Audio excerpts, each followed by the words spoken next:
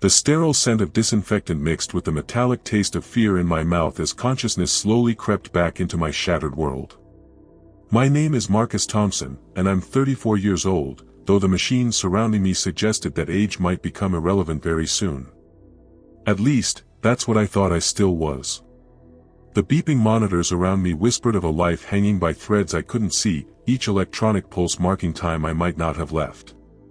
The neurologist's words from 3 hours ago still echoed through the fog of pain medication: severe traumatic brain injury, multiple fractures, internal bleeding, possible spinal cord damage. But those clinical terms couldn't capture the weight of what I truly faced, the possibility that everything I had worked for, everyone I loved, might slip away while I lay helpless in this sterile prison.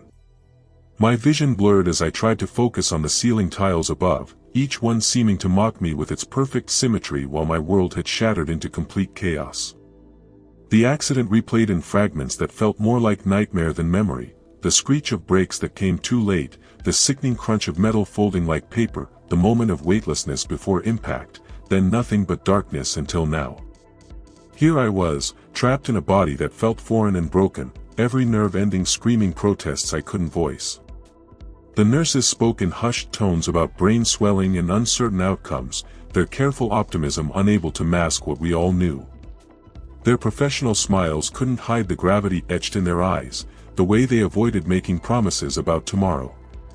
This might be the beginning of my end, and everyone in this room understood that terrible possibility. The breathing tube down my throat made speech impossible, transforming me into a prisoner within my own body while my mind raced with desperate, crystalline clarity. Every breath required mechanical assistance, every heartbeat monitored by cold electronics that beeped their indifferent rhythm. My family surrounded the bed like mourners at a wake, Mom clutching her rosary beads with white knuckles, Dad's weathered hands shaking as he held mine. Sarah, my wife, stood by the window staring at nothing, her shoulders rigid with the kind of grief that comes before loss is even confirmed. Their faces told the story my broken body couldn't. This was bad, possibly irreversible, certainly life-altering in ways none of us were prepared to accept. The weight of their collective sorrow pressed against my chest harder than any physical injury ever could, making each mechanical breath feel borrowed rather than owned. Pain medications dulled the physical agony but couldn't touch the existential terror consuming every corner of my consciousness like wildfire. Would I ever walk again, or was I destined to navigate the world from the confines of a wheelchair? Would I remember my daughter's infectious laugh or my wife's gentle touch when she thought I was sleeping? The questions multiplied like cancer cells, spreading through every synapse and demanding answers I couldn't provide. Machines kept me alive, but I wondered with growing dread if this existence could truly be called living anymore. The rhythmic sounds of life support became a countdown, each electronic beep marking time I might not have, moments that could be my last. The uncertainty felt worse than any physical pain the doctors could measure or medicate. As darkness began pulling me under again like quicksand, I found myself drifting backward through the corridors of memory with startling vividness. Perhaps my mind's way of making sense of this chaos was to revisit where it all began, to trace the path that led me here. The morphine carried me away from the harsh hospital lights and antiseptic smells into the warm, golden glow of childhood summers when everything seemed possible and death was just an abstract concept. If these were to be my final thoughts, at least they would be filled with better times, sweeter memories, moments when hope outweighed fear. The present moment dissolved like sugar in rain as decades rolled backward like film in reverse, taking me home to when life felt infinite and unbreakable. My consciousness floated free from this broken body, seeking refuge in times when I believed I was invincible. My last coherent thought before the memories took complete control was both simple and profound: had I lived enough? Had I loved deeply, laughed freely, made any meaningful difference in this world, or had I simply existed, going through the motions without truly experiencing life's deeper currents? The machines continued their vigilant watch while my spirit embarked on what might be one final journey through the landscape of my existence. Whether I would survive to tell this tale remained written in the uncertain language of medicine and miracles that even doctors couldn't fully decode. But the story of who I had been, the choices I had made, the love I had given and received, that narrative was mine to remember, mine to honor, mine to share. The beeping continued as I surrendered to the past, hoping it would somehow illuminate the path forward, if such a path still existed for someone as broken as I had become. We tell emotional and inspiring stories about life's toughest battles, moments of illness, struggle, recovery, love, and loss. Not every story has a happy ending, but each one carries a powerful message of strength, hope, and humanity. Subscribe to discover moving stories that touch the heart and stay with you forever. Summer of 1995 painted my childhood in golden hues of infinite possibility, when the world existed solely for my exploration and endless wonder. At 9 years old, I believed with absolute certainty that life was a grand adventure designed specifically for my enjoyment and discovery. Our small house on Maple Street became the launching pad for countless expeditions that seemed monumentally important at the time, each day an epic quest waiting to unfold. Mom's carefully tended garden transformed into dense jungles filled with exotic dangers. The ancient oak tree in our backyard became my medieval castle where I ruled with benevolent authority, and the creek behind our property stretched into vast oceans I would someday cross as a fearless explorer. Every sunrise brought new possibilities, every sunset marked another successful adventure, and tomorrow always promised even greater wonders. The magic of childhood made everything larger than life, every experience profound, every moment precious in ways I wouldn't understand until much later. Dad worked punishing double shifts at the automotive parts factory, his hands permanently stained with grease and his back perpetually aching from bent-over labor, but somehow he always found energy for our evening baseball games in the backyard when he returned home exhausted. His calloused hands, rough from years of manual labor, would gently guide mine around the bat handle while he shared stories of his own boyhood dreams of playing professional ball in the major leagues. Those golden hour moments, with fireflies beginning to dance and Mom calling us for dinner, taught me more about unconditional love than any greeting card sentiment or Sunday school lesson ever could. He never made it to the professional leagues, never even played in high school due to family obligations, but in my 9-year-old eyes, he possessed all the heroism and athletic grace any sports hero could claim. The smell of his aftershave mixed with machine oil, and the sound of his encouraging voice cheering my clumsy swings, became the soundtrack of my earliest and purest happiness. These simple moments created a foundation of security that would sustain me through life's inevitable storms. School presented challenges that shaped my character long before I understood the important lessons being carved into my developing soul through struggle and perseverance.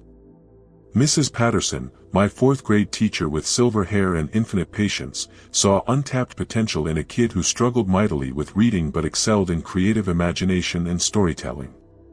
She stayed after school 3 days a week to help me decode words that seemed to dance mockingly across the page, swimming and shifting just when I thought I had captured their meaning. Her gentle guidance and unwavering belief transformed my relationship with learning from pure frustration to genuine curiosity about the world. Those extra hours in her quiet classroom, sunlight streaming through tall windows while other children played outside, planted seeds of perseverance and intellectual curiosity that would bloom throughout my entire life. She taught me that struggling with something didn't mean failing at it, that persistence could overcome almost any obstacle, and that every person learned differently but could learn nonetheless. The neighborhood kids formed our own little universe with unspoken but sacred rules and fierce loyalties that bound us together like blood relatives. Tommy Martinez lived 3 houses down and became my partner in every scheme we could devise, from elaborate fort construction to complex strategies for avoiding chores. We built magnificent fortresses from cardboard boxes that Mom saved from her mail-order purchases, staged epic battles with water balloons that lasted entire afternoons, and spent countless hours debating crucial questions like whether Superman could beat Batman in a fair fight. These friendships, forged in the fires of shared adventures and sealed with the sacred trust of kept secrets, taught me about loyalty, compromise, and the irreplaceable value of having people who truly understood you. The bonds we formed during those carefree summers proved stronger and more enduring than many relationships I would form as an adult. We were knights of the round table, astronauts on secret missions, detectives solving mysterious crimes, and best friends navigating the complex social dynamics that even 9-year-olds must master. But even our small paradise held shadows that would later help me understand life's inevitable complexity and the way joy and sorrow often intertwined in unexpected ways. Mom's quiet tears when she thought no one was looking, Dad's hushed but worried conversations that stopped abruptly whenever I entered the room, the tension that sometimes stretched between them like an invisible wire. Money was perpetually tight, though they worked heroically to shield me from understanding just how precarious our financial situation truly was most months. The electricity occasionally got shut off due to late payments, and dinner sometimes consisted of peanut butter sandwiches for 3 nights running when grocery money ran short before payday. Yet somehow, through sheer force of love and creativity, they made these hardships feel like camping adventures rather than desperate circumstances. They taught me that wealth had little to do with bank account balances and everything to do with the richness of relationships, the security of love, and the abundance that comes from gratitude for what you have rather than resentment for what you lack. Books became my escape route when reality felt either too heavy with adult concerns or too small for my expanding imagination and curiosity about the wider world.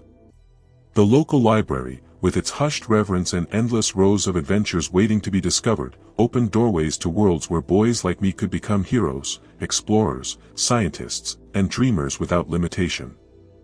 I devoured stories of adventure and bravery, unconsciously preparing myself for challenges I couldn't yet imagine but somehow sense were coming. Reading taught me that every person carried untold stories within them, that ordinary lives could contain extraordinary moments of courage and beauty, and that even the smallest individual could make a significant difference in the world. Those quiet hours lost in books, curled up in the window seat of my bedroom while rain drummed on the roof, shaped my fundamental understanding that life itself was the greatest story ever told. Every person deserved to have their chapter heard, their struggles acknowledged, their victories celebrated, and their humanity recognized and honored by others who shared this brief, precious journey through existence. High school arrived like an unexpected tornado, sweeping away childhood's comfortable certainties and replacing them with questions I wasn't emotionally or intellectually ready to answer with confidence. At 14, my body stretched awkwardly upward while my self-assurance seemed to shrink in inverse proportion, leaving me feeling like a stranger in my own rapidly changing skin. The hallways of Jefferson High buzzed with complex social hierarchies I couldn't navigate and unspoken expectations I couldn't meet no matter how hard I tried. Everything that had made perfect sense before, friendships, family dynamics, my secure place in the world, suddenly required complete renegotiation and careful redefining. The boy who once conquered imaginary kingdoms with absolute authority now struggled to order lunch in the cafeteria without stammering embarrassingly. Every day felt like walking through a minefield where one wrong step could result in social catastrophe that would follow me for years. The transition from childhood confidence to adolescent uncertainty proved more jarring than I had ever anticipated, leaving me longing for simpler times when being myself felt natural and easy. Basketball became simultaneously my salvation and my crucifixion, rolled into one sweat-soaked, emotionally intense experience that defined my high school years. Coach Williams, a former college player whose knees had ended his dreams decades earlier, saw something in my gangly, uncoordinated frame that I couldn't recognize when I looked in the mirror. Hours of grueling practice sessions transformed my awkward coordination while building the iron discipline and mental toughness that would serve me throughout my entire life. The sound of sneakers squeaking on polished hardwood became my meditation, the rhythm of dribbling became my heartbeat, and the satisfying swish of successful shots became my drug of choice. Yet for every moment of athletic grace that made me feel briefly invincible, 10 more painful moments reminded me of my glaring limitations and the gap between my dreams and reality. The bench taught humility in harsh lessons, while precious playing time offered tantalizing glimpses of who I might become if I worked hard enough, wanted it badly enough, and refused to quit when everything hurt. Those years of basketball taught me that success required sacrifice, that talent without effort meant nothing, and that the most important victories often happened when no one was watching.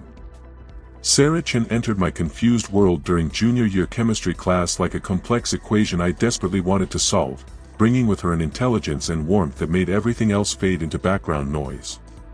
Her laugh could brighten the dreariest Monday morning and transform even the most boring class into something worth experiencing, while her brilliant mind challenged mine in ways that made me want to be smarter, funnier, and more worthy of her attention.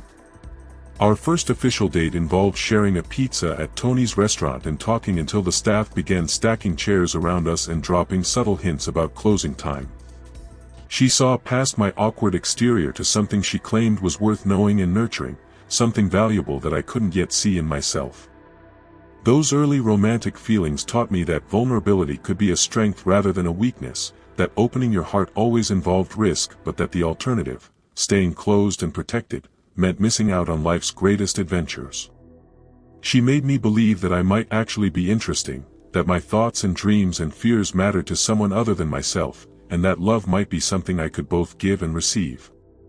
Family dynamics shifted dramatically as I claimed increasing independence while still desperately needing the safety net I pretended to reject with typical teenage bravado. Mom worried constantly about the choices I was making, the friends I was choosing, the person I was becoming, while Dad tried to balance helpful guidance with the freedom I craved to make my own mistakes. Our dinner table conversations evolved from simple recounting of daily events to heated debates about values, future plans, politics, and the kind of man I wanted to become when I finally figured out what that meant.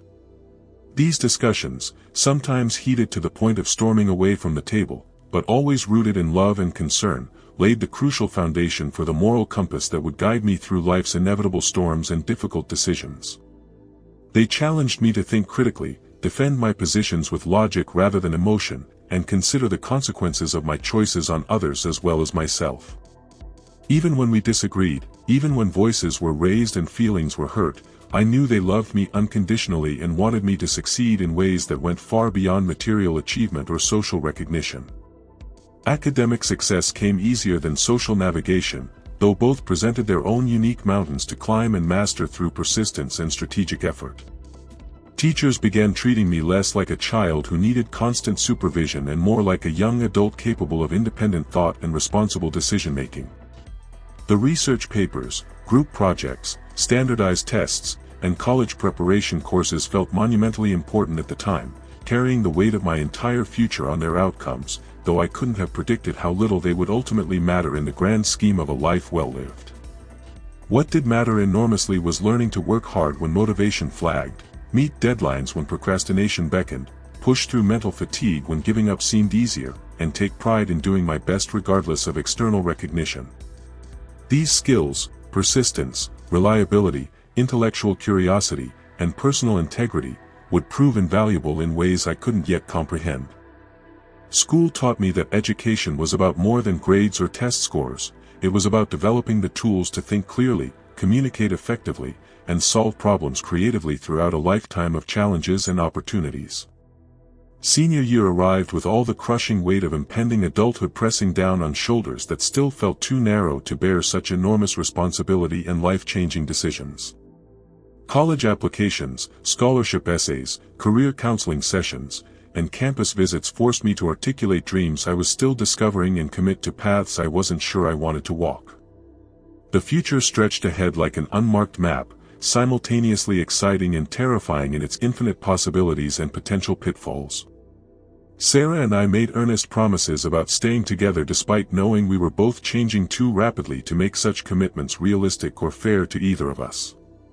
Still, hope felt more powerful than logic, love seemed capable of conquering any obstacle, and we chose to believe in forever despite all evidence suggesting that high school relationships rarely survived the transition to independent adult life. The final months of senior year felt like standing on the edge of a cliff, knowing you had to jump but uncertain whether you would fly or fall, whether the landing would be soft or devastating, whether you were ready for whatever came next in this grand adventure of growing up and finding your place in the world. College transformed me from a small-town dreamer with limited horizons into someone who genuinely believed the world might actually have room for my ambitious plans and creative aspirations. State University sprawled across hundreds of acres of pure possibility, each imposing building representing knowledge I hadn't yet acquired, friends I hadn't yet met, experiences I hadn't yet lived, and versions of myself I hadn't yet discovered or had the courage to become. The freedom felt simultaneously intoxicating and completely overwhelming. No parents monitoring bedtimes or questioning my choices, no familiar faces requiring me to maintain carefully constructed reputations, no safety nets except the ones I learned to construct myself through trial and error. Every choice carried real weight because every choice was truly mine to make, from what classes to take to whom to spend time with to how to spend the precious hours between study sessions. The responsibility was thrilling and terrifying in equal measure, like being handed the keys to a sports car when you'd only ever ridden a bicycle. This was freedom, but freedom came with consequences I was only beginning to understand. My roommate Jake hailed from Chicago and possessed a sophisticated worldliness that made my rural upbringing feel charmingly quaint by comparison, though he never made me feel inferior about my small-town background. He introduced me to jazz music that spoke to the soul in ways I hadn't known music could, foreign films that challenged my assumptions about storytelling and human nature, and late-night philosophical discussions that stretched until sunrise and left my mind buzzing with new ideas. Our cramped dorm room became a laboratory for testing radical ideas, challenging inherited assumptions, and figuring out who we were beyond the identities our hometowns had assigned us since birth. His friendship expanded my worldview in ways that formal classroom education never could, teaching me that wisdom often came disguised as casual conversation over cheap pizza and lukewarm beer. He showed me that intelligence took many forms, that curiosity was more valuable than certainty, and that the best conversations happened when people felt safe enough to reveal their authentic thoughts rather than what they thought others wanted to hear. Those late-night talks shaped my understanding of friendship, intellectual growth, and the importance of surrounding yourself with people who challenged you to become better. Professor Martinez's American literature class fundamentally changed how I viewed storytelling and, by extension, how I understood my own life narrative and the stories of everyone around me. She taught us with passionate conviction that every human experience contained universal themes worth exploring and understanding, that ordinary struggles could illuminate profound truths about the human condition if we learned to look closely enough. Her infectious enthusiasm for the written word ignited something in me that had been smoldering since those childhood library visits, transforming casual reading into serious literary appreciation. Writing assignments evolved from academic exercises into genuine attempts to make sense of the chaos and beauty I encountered daily on campus and in life. She pushed us to dig deeper, think harder, write more honestly, and never settle for superficial observations when deeper truths were waiting to be discovered. Under her guidance, I learned that writing could be a form of thinking, a way of discovering what I believed by seeing what I wrote, a tool for understanding myself and others with greater clarity and compassion than I had ever achieved before. Sarah and I navigated the treacherous complexities of a long-distance relationship with the determination of people who genuinely believed love could conquer geography, time zones, and the inevitable changes that college brings. Weekend visits became precious lifelines, expensive bus trips that ate into our limited budgets but felt absolutely essential for maintaining our connection across the miles. Lengthy phone calls stretched our patience with busy signals and dormitory privacy limitations, while carefully crafted letters revealed thoughts and feelings we sometimes struggled to express face-to-face. Yet with each passing month, we both sensed the subtle but undeniable shifts that distance and new experiences were creating in who we were becoming. The person I was evolving into didn't quite match the boy she had fallen for during high school, and I could sense similar changes in her as she pursued her own college adventures and discoveries. Love remained strong and genuine, but its shape was changing in ways neither of us fully understood or knew how to address. We were both growing, but growing in different directions, and no amount of love could change that fundamental reality. Financial aid covered basic tuition costs, but everything else required creative problem-solving and a part-time job that taught me the true value of every dollar earned through honest work and personal sacrifice. Working at the campus bookstore during busy periods at the beginning of each semester showed me how education looked from the other side, the financial stress parents felt writing tuition checks that stretched family budgets to breaking points, the excitement of students clutching their first college textbooks like sacred objects, the enormous weight of investment everyone was making in an uncertain but hopeful future. These behind-the-scenes observations grounded my academic pursuits in real-world understanding of their cost and significance, making me appreciate the privilege of education rather than taking it for granted. I learned that money had to be earned before it could be spent, that luxury items required sacrifice of other wants, and that managing finances was a skill as important as any subject taught in classroom settings. The job also taught me about customer service, time management, working with difficult people, and the satisfaction that comes from earning your own way rather than depending entirely on others for support. Junior year brought the enormous pressure of choosing a major that would theoretically determine the trajectory of my entire professional life, a decision that paralyzed me because it felt so permanent, so defining, and so impossible to undo if I made the wrong choice. The decision kept me awake at night, caused countless conversations with advisors who patiently guided me through the confusion, and required deep self-examination about my values, interests, and long-term goals.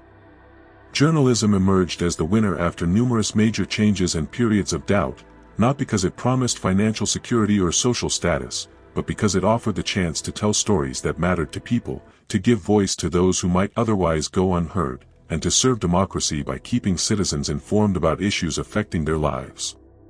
The choice felt right in my bones. Journalism combined my love of writing with my curiosity about people and my desire to make a positive difference in the world. It was a career that required integrity, persistence, and the courage to ask difficult questions even when the answers might be uncomfortable. For the first time, I felt like I had found not just a major, but a calling that could give meaning and purpose to my working life. The jarring transition from graduation cap ceremonies to actual career responsibilities proved far more turbulent and challenging than any commencement speech had bothered to mention or prepare us for realistically. My first job at the Riverside Tribune paid barely enough to cover rent for a tiny studio apartment that redefined my understanding of modest living and forced me to learn creative budgeting skills I'd never needed before. Yet walking into that bustling newsroom for the first time felt like entering a sacred space where truth was pursued with the dedicated intensity of monks seeking enlightenment through devotion and sacrifice. The veteran reporters moved with purpose and authority I desperately hoped to someday possess, their keyboards clicking out stories that would shape public understanding of events both monumentally important and seemingly trivial. The energy was electric, addictive, and absolutely intoxicating. This was where history was recorded, where democracy was served, where individual voices could reach thousands of readers and potentially change minds, policies, and lives. I knew immediately that despite the financial struggles and uncertain future, I had found my professional home in this chaotic, demanding, incredibly rewarding world of daily journalism.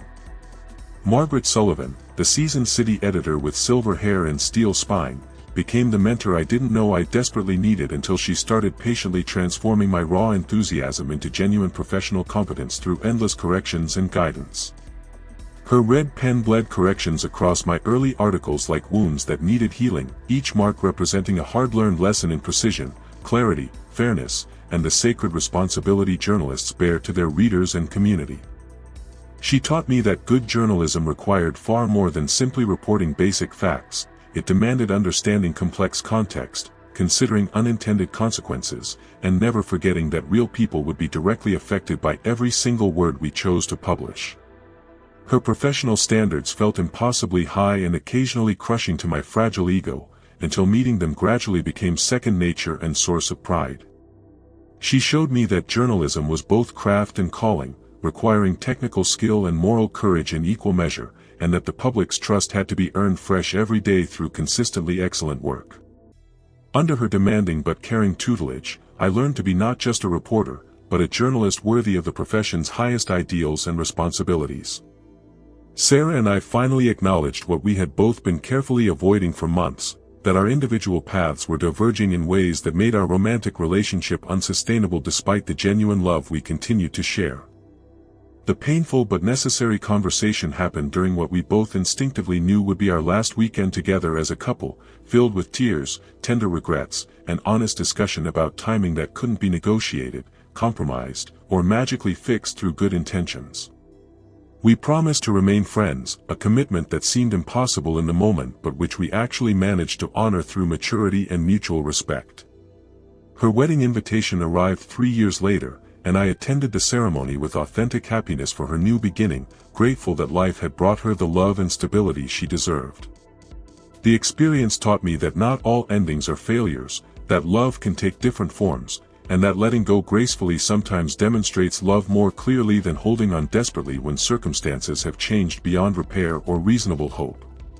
The small-town stories I covered daily, city council meetings about parking ordinances, school board disputes over budget allocations, local business openings and closings, might have seemed insignificant to outside observers, but I discovered profound meaning in serving as the community's eyes, ears, and voice. Every article represented someone's important moment, someone's concern being heard and validated, someone's achievement being recognized and celebrated by their neighbors and fellow citizens. The farmer fighting the proposed highway extension that would destroy his family's livelihood, the dedicated teacher advocating for better classroom resources, the elderly woman starting a literacy program from her living room, each person who trusted me to tell their story fairly and completely added weight to my understanding of journalism's true purpose. That responsibility never stopped feeling both humbling and energizing, a sacred trust that required me to set aside my own biases and give voice to people whose stories might otherwise go untold. I learned that democracy depends on informed citizens, and informed citizens depend on journalists willing to dig for truth, ask tough questions, and report findings honestly regardless of personal or political consequences. Personal life remained somewhat chaotic and emotionally unsettled as I struggled to balance demanding professional responsibilities with normal social needs and romantic hopes that seemed perpetually complicated by bad timing or incompatible life goals. Dating in a small town where everyone knew everyone else's business required diplomatic skills I hadn't developed during college years, plus patience for gossip and speculation about every coffee date or movie night. A few relationships showed genuine promise before foundering on the predictable rocks of incompatible career ambitions, different views about future family plans, or simple bad timing when one person was ready for commitment while the other needed more freedom to grow and explore. The loneliness occasionally felt overwhelming, especially during quiet weekend evenings when married friends were busy with family obligations and I found myself wondering if I was destined to remain single forever. But I was gradually learning to distinguish between being alone and being lonely, finding satisfaction in solitude that didn't depend on external validation or constant companionship to feel worthwhile and complete as a person. 5 years into my journalism career, an unexpected opportunity arose to move to a larger newspaper in the state capital, covering complex political beats that would test everything Margaret had taught me about accuracy, fairness, persistence, and the courage required to hold powerful people accountable. The decision required leaving behind the small community that had nurtured my professional growth and the comfortable rhythms of small-town journalism where I knew every source personally. Yet the chance to tackle more complex stories, investigate issues affecting thousands rather than hundreds of people, and potentially make a larger impact on important public policy debates felt like a natural evolution of my commitment to public service through storytelling and investigative reporting. The risk seemed worth taking, especially with the hard-won confidence that I could adapt to new challenges, learn unfamiliar beats, and maintain my professional integrity even when covering controversial subjects. This was my chance to move from the minor leagues to the majors, to test myself against more demanding competition, and to see if I could succeed on a bigger stage where the stakes were higher and the margin for error much smaller than anything I had previously experienced. The state capitol newsroom operated at a breakneck pace that left my small-town journalism experience feeling like gentle warm-up exercises for the real competitive event that was big city political reporting. Political reporters moved with shark-like efficiency and predatory instincts, chasing stories that could topple careers or reshape important policies with the relentless dedication of hunters pursuing valuable prey. My first major investigative piece, exposing systematic misuse of education funds by 3 school districts, required 6 exhausting months of meticulous research, countless interviews, and document analysis that resulted in resignations, policy changes, and criminal charges. The work felt more important and impactful than anything I had previously accomplished in my career, but it also carried much heavier emotional weight and professional pressure than small-town stories ever had. Success brought recognition and career advancement, but also made me a target for criticism, legal threats, and political retaliation from people whose misconduct I had exposed. I was learning that important journalism often comes with personal costs that extend far beyond long hours and modest pay, requiring courage and conviction that go deeper than mere professional ambition or desire for recognition. Emma Rodriguez joined our editorial team 6 months after my arrival, bringing with her a compelling combination of fierce intelligence, compassionate humor, and unwavering integrity that made even the most stressful deadline pressures feel manageable and worthwhile. Our professional collaboration evolved gradually and naturally from mutual respect into genuine personal friendship, then slowly into something deeper and more meaningful that neither of us rushed to define or label prematurely. She covered social services and human interest stories with the same dedication and thoroughness I brought to political investigations, approaching each assignment with empathy and determination to tell complete, fair stories. Our late-night conversations about the stories we were chasing, the people we were interviewing, and the impact we hoped our work might have revealed shared values and perfectly complementary perspectives that made partnership feel natural and inevitable. She challenged me intellectually, supported me emotionally, and made me want to be a better journalist and human being through her example of professional excellence and personal integrity. Those early months of friendship and growing attraction taught me that the best relationships develop organically from genuine compatibility rather than desperate loneliness or superficial physical attraction alone. The marriage proposal happened on an ordinary Tuesday morning in our newsroom break room, completely unplanned and utterly perfect in its spontaneous authenticity and emotional honesty. We had been discussing our coverage strategy for the upcoming mayoral election when I realized with stunning clarity that every future I could possibly imagine included her presence, her partnership, her love, and that waiting for a more traditionally romantic setting suddenly seemed pointless and artificial. Her joyful yes came with simultaneous laughter and tears, witnessed by colleagues who had watched our relationship develop with the affectionate interest of people who spend too much time together in high-pressure situations. The engagement ring came later, purchased during lunch break at a jewelry store that catered more to practical budgets than romantic fantasies, but the real commitment was sealed in that moment over terrible coffee and yesterday's stale donuts. We both understood that we were choosing not just romance but true partnership, professional collaboration, personal support, shared values, and mutual commitment to building something larger than either of us could create alone. The proposal story became newsroom legend, proof that love could bloom even in the cynical, deadline-driven world of daily journalism where skepticism was an occupational requirement. Our wedding celebration perfectly reflected our personalities and priorities, small, intimate, focused more on meaning than expensive spectacle or social media-worthy photo opportunities.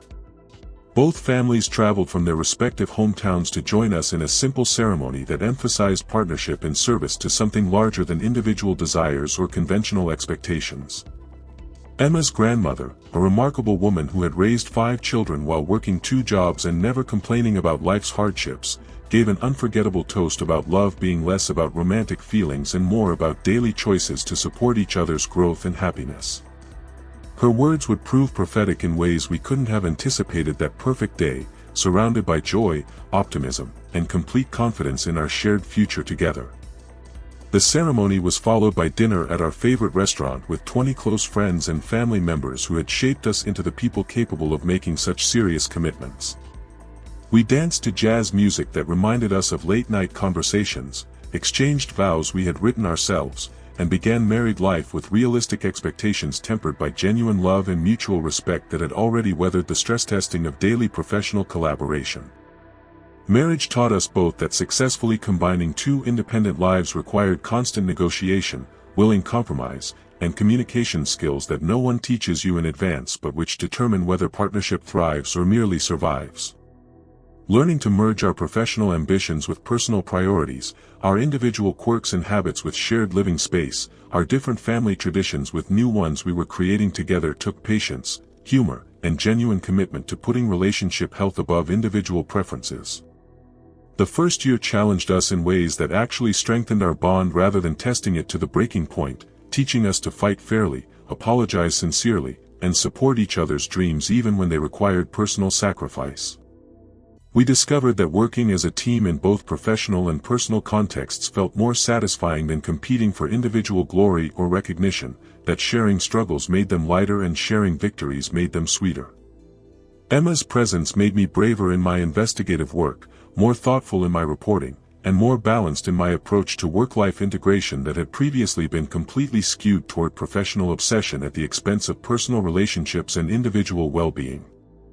Emma's pregnancy announcement during our 3rd year of marriage transformed abstract conversations about hypothetical future children into immediate, concrete preparations for actual parenthood with all its joys and terrors. The 9 months of waiting, preparing nurseries, attending childbirth classes, and imagining who this little person would become created an intimacy between us that surpassed even our wedding vows in terms of shared purpose and mutual vulnerability. Watching Emma's body change to accommodate new life while her strength and inner radiance increased rather than diminished taught me new definitions of beauty, courage, and the miracle of creation that no amount of scientific knowledge could fully explain or diminish. The anticipation felt almost unbearable in its intensity. Hope and fear intermingled in ways that made every day both precious and precarious, every doctor's appointment both reassuring and anxiety-producing. We read parenting books, discussed child-rearing philosophies, and tried to prepare for the ways parenthood would change us, our relationship, and our carefully constructed adult life. But no amount of preparation could truly ready us for the profound transformation that awaited, the way love would multiply rather than divide, creating abundance even in the midst of sleep deprivation, financial stress, and the overwhelming responsibility of shaping a new human being's entire world and future possibilities. Little Isabella arrived 3 weeks early on a snowy February morning, screaming her fierce displeasure at being evicted from her comfortable womb into the harsh brightness of the delivery room, her tiny fists clenched in righteous indignation. Holding her for the first time completely redefined every priority I thought I understood, every goal that had previously seemed monumentally important, every definition of success I had carefully constructed over decades of striving and achievement. Her impossibly tiny fingers wrapped around my thumb with surprising strength while her dark, alert eyes seemed to see directly into my soul, demanding promises I wasn't sure I possessed the wisdom or courage to keep. Fatherhood transformed me instantly from someone who wrote about other people's lives into someone directly responsible for shaping an entirely new existence, for protecting innocence, for teaching values, for modeling the kind of person I hoped she would become. The weight of that responsibility felt simultaneously thrilling and terrifying, a privilege and burden that would influence every decision I made for the rest of my life. In that perfect moment, surrounded by Emma's exhausted but radiant smile and the sterile beauty of new life, I understood that my story was no longer just my own, it now included this perfect little person whose future depended on choices I had yet to make. The early months of parenthood tested our marriage in ways that sleep deprivation, diaper changes, and feeding schedules only began to describe or explain adequately. Emma's maternity leave coincided with my busiest professional period, covering a complex corruption scandal that required long hours, frequent travel, and the kind of intense focus that left little energy for family responsibilities.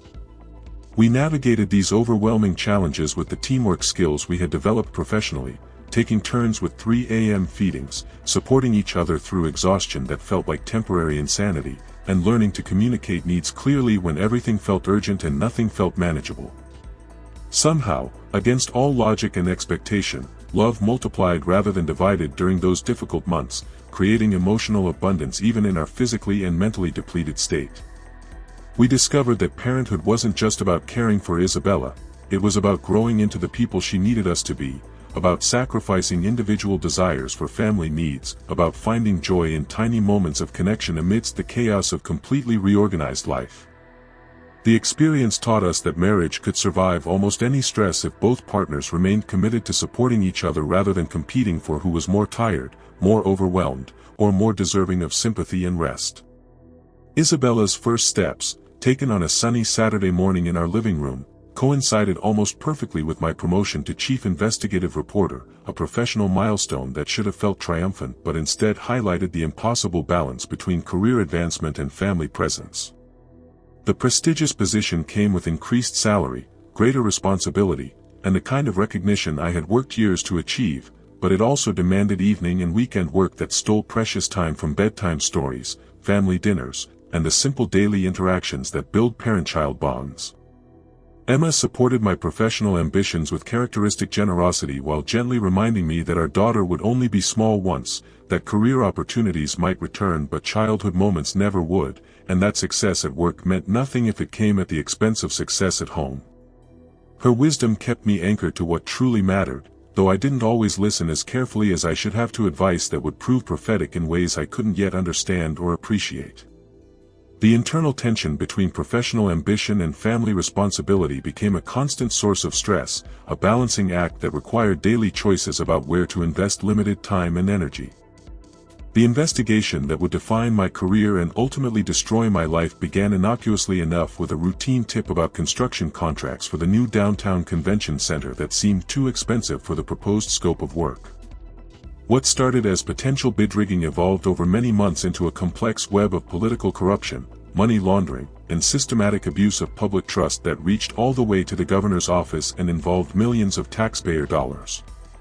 The story consumed 18 exhausting months of my life, requiring sources to be cultivated carefully and protected meticulously, documents to be verified through multiple channels, legal challenges to be navigated skillfully, and political pressure to be resisted courageously. The work felt like the most important contribution I could make to society and democracy, exposing corruption that was robbing citizens of resources meant for schools, roads, and essential public services. But it came at a personal cost I didn't fully recognize until much later, when the damage to my family relationships had already become irreversible and the price of professional success had been calculated in lost moments that could never be recovered or replaced. Emma's growing concerns about my increasing obsession with the corruption story proved more prescient and justified than I wanted to acknowledge at the time, blinded as I was by the intoxicating pursuit of truth and justice. My behavior had shifted from dedicated professionalism to something approaching manic determination that left little space for family life, personal relationships, or individual well-being beyond the narrow focus of investigative work. I worked late every night, spent weekends following leads instead of attending family activities, and brought the stress and preoccupation of the investigation home even during the few hours I was physically present with my wife and daughter. Isabella began asking Emma why Daddy was always working, why I seemed distracted even during our precious moments together, why I couldn't just play with her like other fathers did without constantly checking my phone or reviewing documents.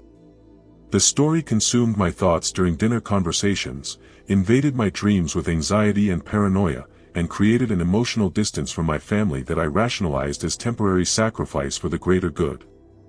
I convinced myself that exposing this corruption was more important than anything else I could possibly do with my time, that democracy itself depended on my investigation, and that my family would understand and forgive the neglect once the story was published and the criminals were brought to justice. The morning of the accident that would shatter everything, Emma had tried once more to convince me to take a break from the relentless investigation, to spend the weekend with our family instead of chasing down one more source, verifying one more detail, pursuing one more lead in an already overwhelming case. I dismissed her concerns with the arrogance of someone who believed his work was too important to pause for rest, reflection, or family time that seemed less urgent than professional obligations. The last words I spoke to her were about deadlines and duty, about professional responsibilities I had elevated above personal ones, about the story that had become more important to me than the people I claimed to love most. As I backed out of our driveway that fateful morning, my mind focused entirely on the meeting that seemed so crucial to my investigation. I never imagined I might never return home again as the same person, never have the chance to apologize for choosing work over love one more time, never be able to undo the damage my obsession had caused to the relationships that actually mattered. The irony was devastating. In pursuing a story about corruption and broken trust, I had corrupted my own priorities and broken faith with my family, becoming exactly the kind of person whose misplaced values I would have criticized if I had been reporting on someone else's life instead of living my own tragic mistakes. The machines fell silent on a Thursday afternoon in late March, exactly 47 days after the accident that brought me to this crossroads between life and death, between the person I had been and whoever I might become. The doctors called my recovery miraculous. The brain swelling subsided mysteriously, the fractures healed faster than medical science could explain, the internal bleeding stopped as suddenly as it had begun, defying every prediction and statistical probability they had shared with my devastated family. But miracles, I learned through painful experience, often come disguised as second chances rather than complete restoration to previous health and capability. The left side of my body bears permanent reminders of that morning's poor choices, and my speech requires careful consideration of words that once flowed effortlessly from brain to tongue.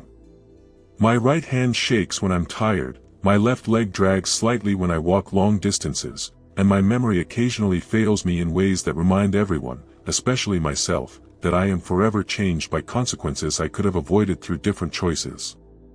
Recovery meant learning to live with limitations I had never imagined, adjusting dreams I had never questioned, and finding meaning in a life that looked nothing like the one I had planned.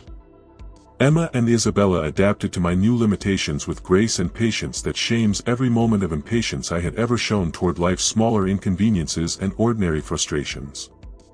Physical therapy sessions became family time, with my 4-year-old daughter cheering each small victory, walking 10 steps unassisted, writing my name legibly, remembering what I had for breakfast, while Emma patiently helped me relearn tasks I had taken completely for granted.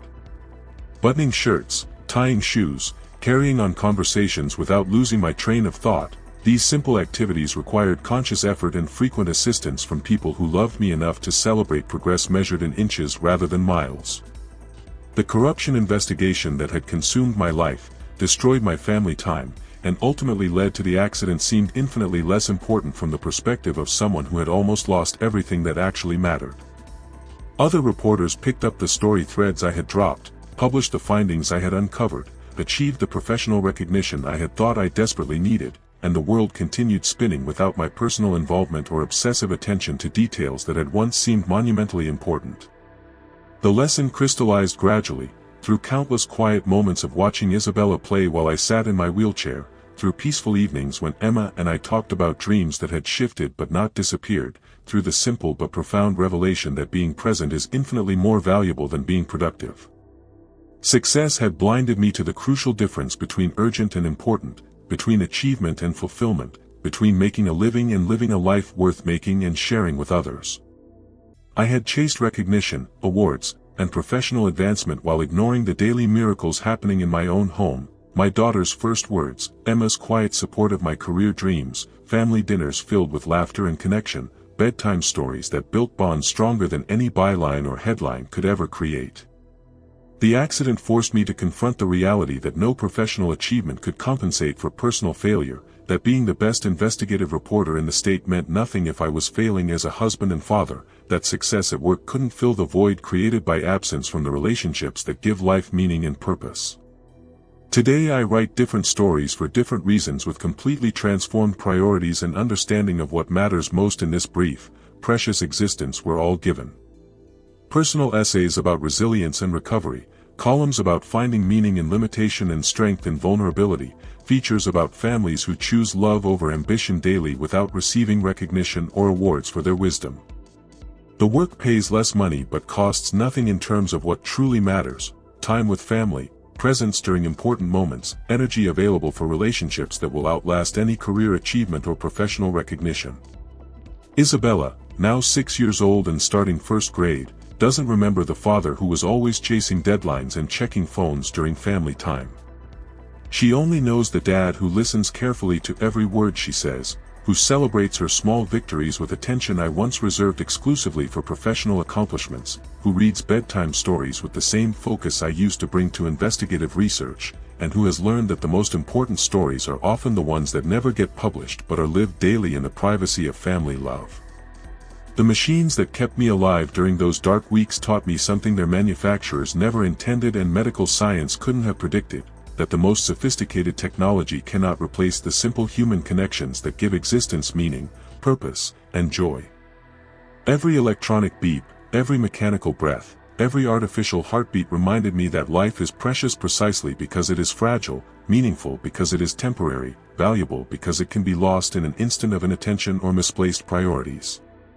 The breathing machines, heart monitors, and 4 drips that sustained my broken body became symbols of what I had almost lost through my own choices, not just physical health, but relationships, presence, and the opportunity to be the husband and father my family deserved.